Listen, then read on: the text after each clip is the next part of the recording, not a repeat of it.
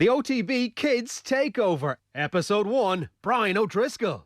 Hello, Brian. My name's Tommy and I'm 6 years old. And who's your favourite superhero? My favourite superhero? I think I'd probably go old school and just go with, like, Superman, would I? Yeah, I love those Superman films, and I'm not really that into the Avengers. I'm playing quite a lot of top trumps at the moment with my son, villain and superhero. And Superman's right up there. He's one of the best. He's one of the top trumps. Just a good guy. You know, he doesn't want to fly. And, you know, take the glasses off. What a hunk. So him, do you know, I'm going to throw a little curveball though as well. Animated films, sort of superhero, do love The Incredibles, Mr. Incredible. I know it's just strength, but what a barrel chest he's got going on. He never misses chest day. So I do love, I love those films, and Superman with a special mention for Mr. Incredible. Right, second question. Who have we got? Right. Hi, my name is Ethan O'Neill. I play for GREYSTONES Rugby Club and Prez Clubs. My question for you is, when you were younger, did you practice every day? If so, how long would you practice, and how would you practice on your own? Thank you. Ethan O'Neill, Greystones, good question. Did I practice every day? Yeah, well, I was quite late to rugby. I only picked it up when I went to Willow Park as a 12-year-old. So for me, I was always ball obsessed, you know, be it a tennis ball, a golf ball, a football, Gaelic football. That was my thing as a kid. And any opportunity, I was always out in the back garden kicking the ball against a wall, or, you know, playing, you know, like I said, tennis and golf during the summer months when there weren't team games going on. So I guess it was something that I did practice every day, but it didn't feel like practice. I loved it so much. And then when I took up rugby, it was no different. You know, I'd go across to the Gaelic pitches across the road from where I lived in Clontarf, and I'd bring a kicking tee, and, you know, if I had 2 or 3 balls, if I borrowed them from somewhere or managed to accumulate a few, I'd be kicking at goals from here, there and everywhere. And then always just having a ball in my hand, just practicing skills, just getting comfortable with it, even walking around the house. In fact, I sometimes still do it now. You know, there's balls lying around the place here sometimes, and I'll pick it up and just try and spin it in your hand, or, you know, little passes trying to show that you can flick them out the back door. All those things don't happen by accident. I think it just becomes a second nature, and you find yourself being very comfortable, you know, with the ball in your hand on all occasions. And that happens from being out in your back garden and being at home and being on a couch and just spinning it around. I never could quite master spinning the ball around on my finger, which is a pity. I looked on enviously on lots of players. Remember Henry Paul and Jeremy Paul, the rugby league boys, you know, were phenomenal at it. So yeah, no, it never took off for me, but I absolutely loved, you know, all sides to playing with the ball and improving my skills. So it's something that I would certainly encourage, but make sure you're having fun doing it. Right, next question, who we got? Hi, I'm DARRAGH. I go to Divineworth National School. I play rugby for TERENURE. I'm a huge fan of rugby. I'm also a huge fan of you, Brian. And me and my dad read your book a couple of weeks ago. It was really good.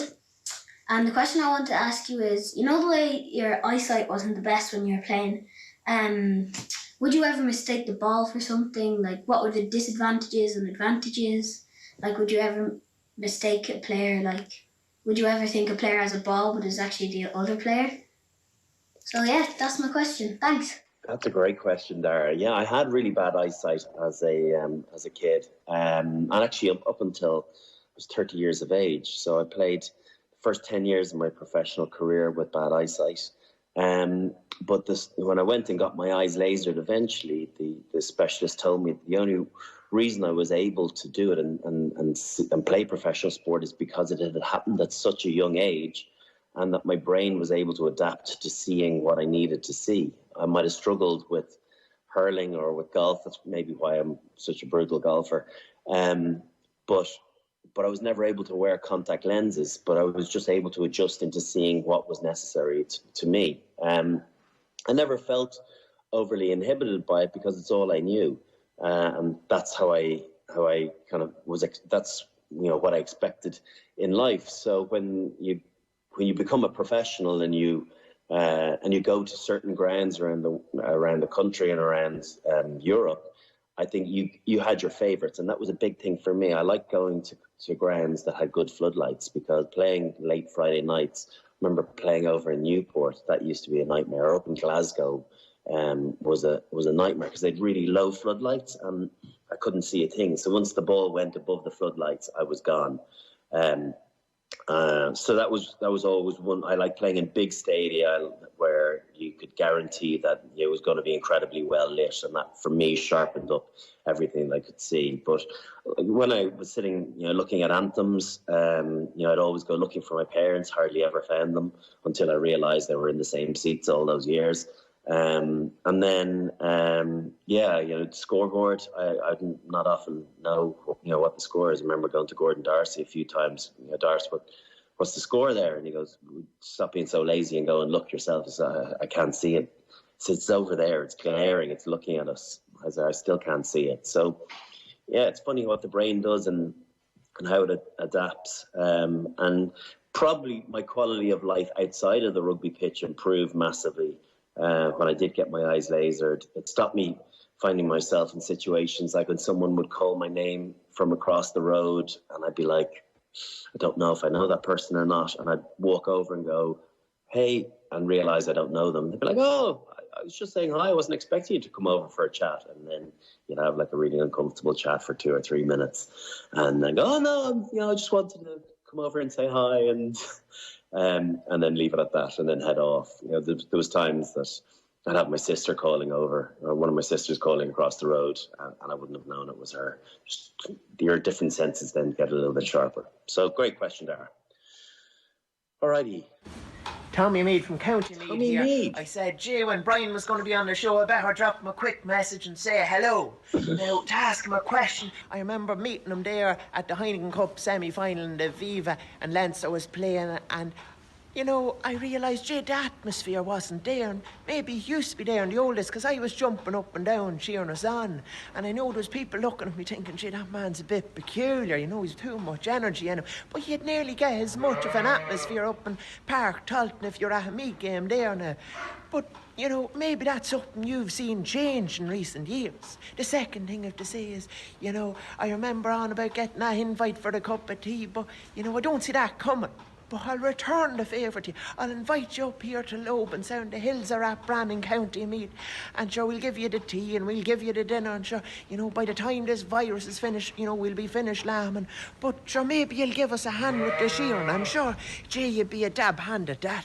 All the best to you anyhow, and stay safe. Tommy-MEADE from Meath.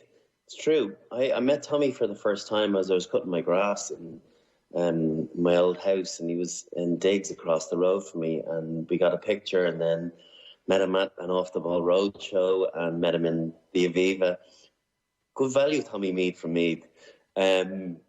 First, I'll ask the second one first. Lambing, well, I'd love to bring the kids up to see a little bit of lambing, a bit of sheep shearing as well. I don't fancy my skill level being overly impressive, but I'll give anything a go once. But, to see the lambs and to feed the lambs, yeah, hook me in for that, Tommy.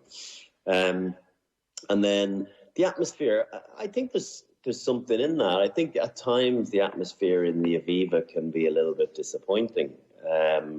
And sometimes it's a bit of give and take. I think sometimes the responsibility is with the team to give the supporters something to shout about, and then vice versa, to get in behind the team. And if things aren't going well, to not lose interest after 10 or 15 minutes, sit down and say nothing. I think teams tend to respond really well to good vocal support. And if you look back to incredible atmospheres, I wasn't at it, but the All Black game, all the players talk about that being one of the best atmospheres they've ever been involved in. The All Black game back in 2014 that we lost in the last minute, there was a phenomenal atmosphere. So I suppose it's exciting game. Bigger games are going to create better atmospheres, but there is a feeling that, there's at times too many people up and down, out of their seat, looking for beers, going for a wee. And that the game feels a bit disjointed. So I don't know. It's not going to have been what it was like in the old Lansdowne Road when everyone was standing and everyone was, wedged in beside one another, and that created that incredible atmosphere. I think it was the oldest ground in the world up to that point of being renovated in 2006. So, I think there's something in it, Tommy-MEADE from Meath, but. See you for the sheep shearing contest anyway. Hi Brian, I play rugby and I'm not sure what position I'm going to be in when I grow up. So my question is, what types of kicks shall I practice while I'm off school in the park in my spare time? My question is, are girls better than boys at rugby? Some girls are definitely better than boys at rugby. I think it's such an important aspect, with the 20 by 20 initiative this year, that girls have role models to see and dream to aspire to. If you look at the quality of some of our women's 15s and 7s players and ones in the past, spring to mind Fiona Coughlin, who captained the Grand Slam winning team in 2013. You've got Lynn Cantwell, brilliant centre, and now she does some punditry and sees the game and reads the game brilliantly well. Niamh Briggs. So, there's lots of players that girls can aspire to. And I think as a country and as a population, we just need to lend a little bit more support to women's rugby and women's sport in general.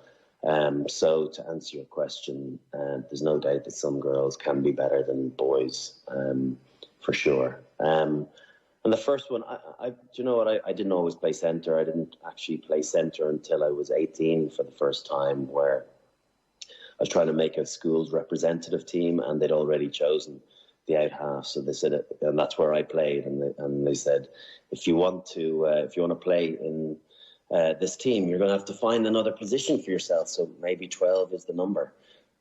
So I went and played there, and that was kind of the start of it. I used to jump between 12 and 13, a little bit of out half in college as well. And I think those different positions are all about developing your skill set. I would have played scrum half when I was 15, 16, on the wing when I started out as a 12-year-old. I played 15 for the first time ever for the Lions back in 2001. So I think it's really important that you don't pigeonhole it. You don't just pick one position. You look at trying to develop your range of skills, and then it just shows to a coach that you're capable of, if you're one of the best players, being moved into a different position or into just guaranteeing that you have to be in the team no matter what. A lot of coaches these days are looking at just trying to get their best 15 players into the team, irrespective of the numbers on the back of their jerseys. Right, who's this little guy? Hello, Brian. My name is Robert O'Leary. What's your favourite stadium that you played in outside Ireland, and what's your least favourite stadium that you played outside Ireland? Okay, Robert, Liverpool jersey. Hope you guys are going to get to win the league this year. Been a long time waiting for it. Good question. Favorite outside of Ireland, definitely the Millennium Stadium. Loved playing in the Millennium Stadium. It's just incredible atmosphere. Roof closed, even better. Not being able to hear someone that would be a metre or two away from you, such as the atmosphere, just spoke volumes for how loud the volume was in there. And we had some great memories there, winning the Grand Slam, winning the European Cup in 2011. and some disappointments too, but always a great atmosphere with the Welsh fans as well. And, we always had a great travelling support there. Least favourite away stadium, probably one of the ones that I mentioned earlier, with bad floodlights, up in Glasgow, or we used to go to Partick Thistle. Jeez, that was two men and a dog would be watching your game back in the early 2000s. Or Rodney Parade. Depending on what time of the year, I've had played Rodney Parade in beautiful sunshine in May, and then difficult places to go and play away from home. Down in Bloemfontein, hostile environment, where there's 40,000 Dutch men and women shouting at you, saying that they're going to do a job on you. So, there's three. Take your pick of any of them. Who's this young lady? Hi, it's Isabella O'Donoghue, and I was just wondering, Brian, how often a week did you train and was it hard? Also, do you still train? Isabel, good question. We used to train a lot. Obviously, pre-season, you'd be training very, very hard, and then the more games you started playing throughout the season, the more you'd taper off with your training because you had so many miles on the clocks, so much work already in the bank with playing games that you can't do that, for 8, 9, 10 months and keep going hard. You run out of steam. So I think the longer the season went on, the less training we did, and just went almost from game to game. And it was just about trying to condition yourself for getting back and fit and ready for the next weekend. I do train now quite a lot. I didn't I trained for about 6 months really hard after I retired, because I was, I remember finishing up and a few of the lads going, God, I can't wait to see you in a year's time. You're going to be fat as a fool. So out of sheer fear, I trained really hard for about 6 or 7 months. I went out and ran a lot on my own, just tried to make sure that I didn't balloon because there's a big person in here. And then after a while, I kind of was like, I'm fed up with this. I'm not enjoying it. And I didn't really do a huge amount. I did a little bit of Pilates a couple of times a week, having myself fooled that, 94, 95 kilos was my fighting weight. And then the penny dropped a couple of years into retirement that if I don't get hold of this and I don't start enjoying exercising again, I'm always going to be a big person. And so I decided to make it part of my life, and nearly daily routine. I probably train about 5 or 6 times a week, sometimes a couple of times in a day. If I go for an early morning Pilates session, I might still do a weight session later on that day. Kind of depends on schedule. At the moment, with lockdown, I go out for a walk at 6:30 in the morning for an hour, and then I come home and I do some exercises. I've been doing an awful lot of painting and gardening and throwing things in the skip, and general household cleaning and tidying. So my back has been acting up a little bit. So, I do some core exercises. I did a virtual Pilates course with Milna from Platinum Pilates, which was brilliant this morning, and already I feel better for it. And then I'm lucky I've got a weight station in my shed, up to 30 kilo dumbbells, so I'll go and do some exercise, and then sometimes I'll go for a walk late in the evening at 9:30 with my wife when the kids are in bed. So maybe I could do a little bit more cardio at the moment, but I'm enjoying the walking aspect, and feels like the whole country's walking at the moment, but making the most of a difficult situation. Okay, Hi, I'm John Murphy, and my question for you is, do you find it hard criticising players while commentating, because you got criticised yourself playing rugby? I do find it hard criticising players. I think when I was a player, I knew when I had a poor game, and I knew when the criticism was going to come. And all I could ever ask was that pundits didn't make it personal, that they just judged me on my rugby performance. And I didn't help myself at times with having long blonde hair and little goatees, even though this is full beard growth. This is all I can do. So there's no architecture in this. But I didn't help myself with reasons to people give people reasons to have a go at me. But when I go and I'm critical for someone, it's only about their performance, and I try and spin it a particular way as well, you know, where someone doesn't throw a good pass. Maybe in the early days I would have said that's a poor quality pass for Jonathan Sexton, whereas nowadays I might say that's a very uncharacteristic pass from Jonathan Sexton. So there's lots of ways of trying to be able to soften it. And at times when you're giving lots of sound bites, it does feel as though you say things that in the cold light of day you wish you hadn't, and you do make those errors, and I will continue making those errors, but it's about trying to limit them as much as possible. And a big thing is about being willing to say what you say on TV to someone's face, and I think I stand by that. You know, 99% of the time. I think there is the occasional, you know, time that I suppose I disappoint myself by saying something that maybe I don't truly believe or that I feel is out of line. You got to hold your hand up when that does happen. Hi Brian, my name is Harry Griffiths and I'm 11 years old. I play rugby for Galway Rugby Club and I have been playing rugby since I was 6 years old, and I've always worn a scrum cap. I would like to ask you, do you think it's a good idea to wear a scrum cap? Because you didn't. Also, if your children Sadie and Billy are to play rugby, would you insist they wear one? Brian, next time you're in Gorishire, drop into the rugby club. We'd love to see you. Thanks. Harry, I did wear a scrum cap in the early years, when I was in college never in school, college at 18, 19, 20. And then for the first year or two of my Leinster career, I don't know if I ever wore one internationally, but yeah, I think if it gives you confidence to in the collision, it's not going to make any difference. I think scientifically we know that it doesn't make any difference to, you know, stopping the likelihood of any concussions. There's no effect whatsoever. What it does stop is head cuts and lacerations.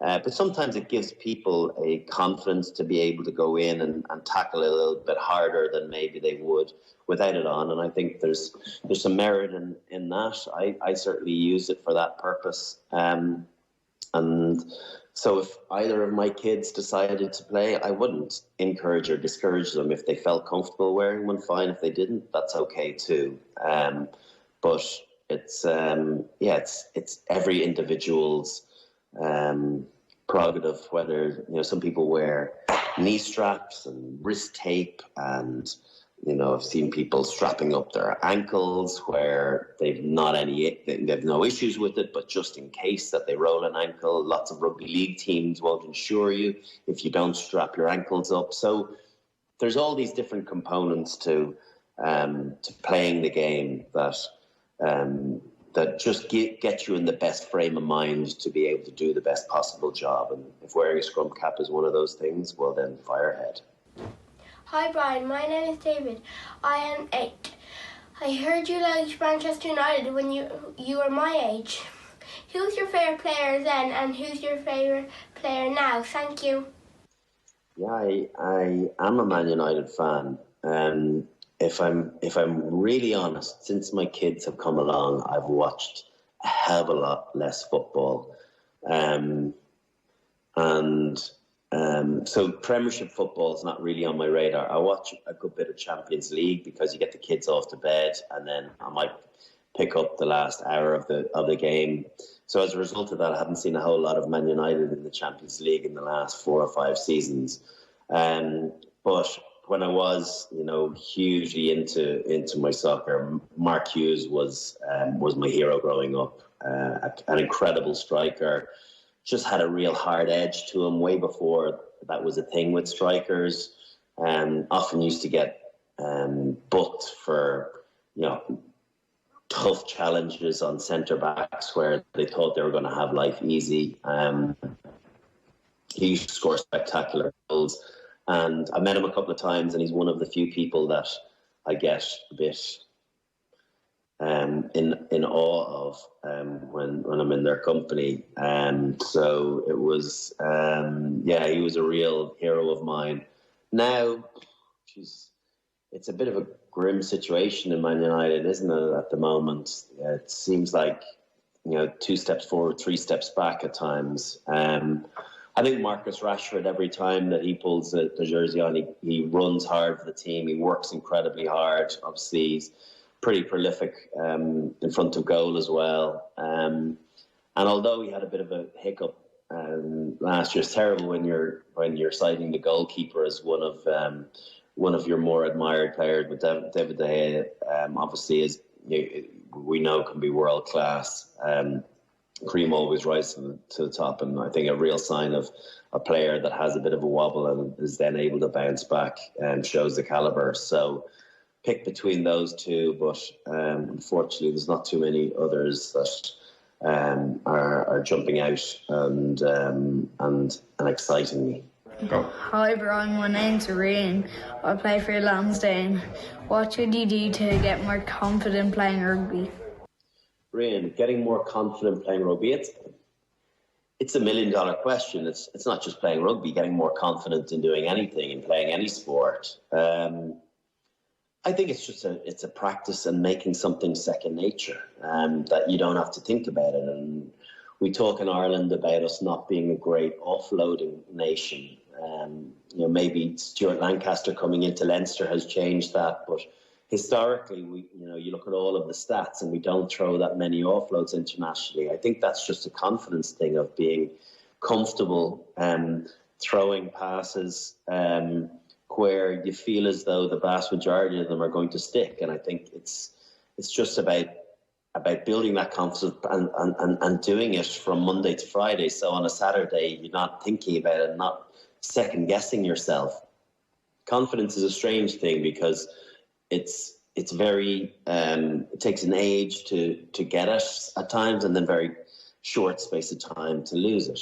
And so when you do have it, you have to ride that crest of a wave, and you have to remind yourself as to why things are going well. And one trick that I used to do when I was out on the pitch playing for Leinster or for the Lions or for Ireland was when I do something good, in the next break in play, I play that back in my mind to reinforce the positivity around that and just to build my confidence back up again. And sometimes someone would be having a conversation with me, I wouldn't really be listening to them because I'd just be playing back a big tackle or a good pass or a good offload, because I knew that if I could stimulate that feel-good factor within me, that used to get more good moments, later on in the game. So maybe that's a good thing to do. When you do something well, constantly remind yourself, look, I'm capable of doing that. Why can't I do more and more? Hi, Brian. I'm Matthew. Who's the best team you've ever played against? Best team I've ever played against, Matthew? It'd have to be the All Blacks, wouldn't it? I had a lot of goes at trying to beat them, and unfortunately I was unsuccessful. And then the first time that Ireland played against them when I was retired, they went and beat them over in Soldier Field. So I didn't realise I was holding the Irish team back for 15 years. They're an incredible team, but it just shows what this more recent Irish team has been able to show is that they're only human. And sometimes you put people on a pedestal and they don't. Yes, they deserve to be there because of what they've achieved, but ultimately they're the same as you and I, 2 arms, 2 legs, same size heart, and it's all about the brain capacity as to whether you really feel as though you're capable of being them, and marrying that with your own skill set of feeling confident that you're good enough to do it. So I'd have to say the All Blacks, but I was lucky that I played against lots of great teams. The English World Cup winning team in 2003 when they beat us in the Grand Slam, that was an incredibly good team as well. But I'm just going to go with the All Blacks. Hi Brian, my name is TIARNACH Caffrey. I have a GAA question. I play Gaelic and hurling for Jude's in TEMPLEOGUE. If you were to play hurling, and do you think you would be good at it? And what position would you play? Bye, thanks.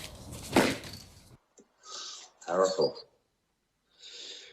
I was never really a hurler. I went to one training session, but again, because of my poor eyesight when I was a kid, it just didn't feel as though it was a game for me, and it was always Gaelic football I was more comfortable with. You know, you look at the skill level of hurlers these days, they're just incredible, and some of the best viewing in the sporting calendars when you get to semi-final, final of an All-Ireland. And, you know, what the likes of DJ Carey and, you know, Henry Shefflin, King Henry have achieved are quite remarkable. If I was going to play, I'd probably try and just play corner forward. Hopefully use a little bit of agility and an ability to, you know, steal a yard on your defender, and then, you know, scoring from close quarters. So certainly as I got older, that would have been the way forward. None of this big engine stuff in Airlow and Porca. No, just stick me in the corner and I might pick up a couple of scores for you. Hi Brian, I'm William, I'm at Westmanstown. Who is the hardest player that you've ever run into? Thanks. It's an easy question. Hardest player I've ever run into, Scott Williams, the most ferocious tackle that I have ever been hit with. He read the play that we were trying to do, and this was in my second last year, I think it was, and he hit me square in the sternum and actually broke his own collarbone in doing so. And I couldn't speak for about 3 minutes. The doctors thought that I'd been concussed, but I literally just couldn't get a breath out to tell them that I was fine, that it was just in my sternum. If he'd hit me on either side of my sternum on ribs, no doubt he'd have broken some, but he hit me right square in the middle of it, and actually the bruise on my backside from where I landed from the impact was enormous the next few days, and that was more comedy factor than anything. But yeah, a phenomenal collision. And in the GPS units that we wear on the back of our jerseys, it totted up the biggest number that I've ever been involved in any collision of either, you know, handing it out or being on the receiving end by a long way. The G-force was absolutely incredible. So I'm going to go with Scott Williams. Hi Brian, my name is Patrick O'Sullivan and I play for CARRIGALINE Rugby Club. I'm from Carrigaline, County Cork. And my question for you is, did you always play centre or did you switch positions? You were my favourite player, even though you played for Leinster. Come on, Munster! Nope. Oh, I played right across the board. I started in the second row, first ever training match I played in, and I was one of the smallest in the under-12s in Willow Park, and I was just making up the numbers. So I was put in the second row in the 5th team, and then I got the ball once, and obviously I ran relatively fast. They thought, don't think second row is the position for him. So then I started out in the wing, and wing, scrum half, out half, and then I eventually ended up in the centre, but also playing fullback once. So, I think it's really important that we play lots of positions to understand and learn different skills. I don't know why we only feel as though we can play one position from a young age. You look at the French team in particular, where they can play right across the back line. You know, you see 9s playing 10, and 10s playing 12, at 15, and sometimes on the wing. And I think that's what we should be looking to do. So don't feel as though you just have to find one position. You broaden your skill set by playing in lots of positions. Hi, I'm Roan from New Ross Rugby Club, under 12s. I was just wondering, how did you ever pick yourself back up if you ever doubted your ability? I doubted my ability lots of times. I think it's reminding yourself what you are capable of, and we've all had great moments, be it on the training park or out playing games. And if you're capable of doing that once, well, why can't you do it lots of times? You know, it's not a fluke that those things happen. It's because of skill and because of ability and because of belief. So if you can do it once, you can reenact that time and time again. And it's something that, when I was at my, lowest moment, real struggling in form, no confidence, I I felt as though, the captaincy was getting away from me. I went back and looked at some video footage of me, good quality stuff at training and some YouTube clips of watching my best moments and realizing that I was still that same person, I was still that same athlete. I just needed to work harder and try and improve all the different aspects of my play. A little bit better on my nutrition, on what I ate, hydrated, drinking more water, and making sure that I wasn't dehydrated, because your muscles can't respond as quickly if you're dehydrated. And then just that extra little bit of practice, staying on after training sessions for 5-10 minutes to work on different aspects that weren't quite there. And if you do all those little things, you give yourself a much better chance of getting your confidence back up and recreating some of the form that you've once had. Hi Brian, this is Sam here, all the way from Manchester Rugby Club, but I still am a really big Ireland fan. I would like to know who was the best player you have ever played with on that Lions team. Best Lions player? Oh, I was lucky that I was on a few tours, so I've got a good selection pool to work from. I think if you look back at some of the players like Johnny Wilkinson or Martin Johnson or Lawrence Delalio, Martin Williams, what a brilliant number 7 he was, the Welsh flanker. Mike Phillips, scrum half in 2009 and 2013 tour, like all brilliant players. But I'm going to pick someone that maybe people wouldn't expect you to, and that was Richard Hill, the England flanker, World Cup winner in 2003. People feel as though the difference of the Test series in 2001 was won and lost on him going off the field in the second Test when the Lions were in charge. Training and playing with him, he never made any mistakes. Got through an incredible amount of work. Allowed other players, his other back rowers, to go and do their thing. Maybe do some of the fancier sides to the game of being able to ball carry and be out in wider channels, whereas he was just a workman-like performer of clearing rucks, big tackles, and doing whatever it took for other people to really shine. A selfless player as well, no ego. So I have to say I loved being in Lions teams with Richard Hill and hated playing against him. Well, thanks so much for all your questions. A million times better than the actual off-the-ball presenters. Thanks, and hopefully we'll see you again soon. The OTB Kids Takeover, Episode 1, Brian O'Driscoll.